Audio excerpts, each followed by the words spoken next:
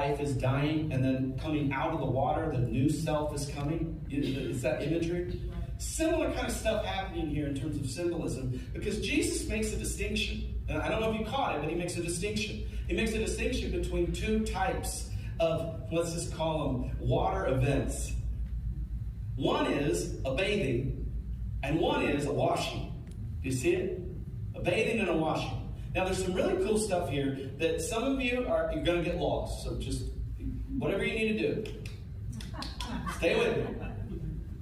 For some of you that like theology, you're going to be like, well, this is amazing. I love it.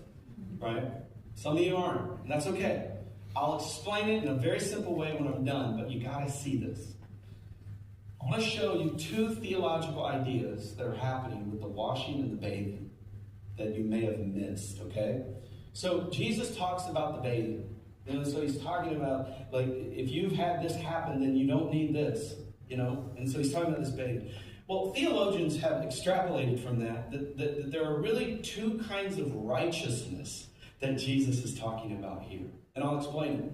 So everybody say the word imputed. Imputed. Loving that, aren't you? Imputed righteousness. Now, what does that mean? Let me explain it. If you read Romans chapter 7, okay, if you've ever read Romans chapter 7, if you haven't, write it down, read it later. But what's happening in Romans chapter 7 is the Bible describes for us what Jesus is doing for us on the cross. Okay? So when Jesus goes to the cross, he's doing something for us that we can't do for ourselves.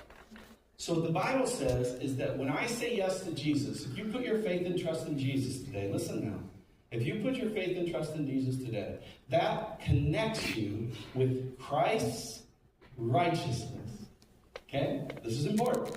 So the righteousness of Christ is imputed to you.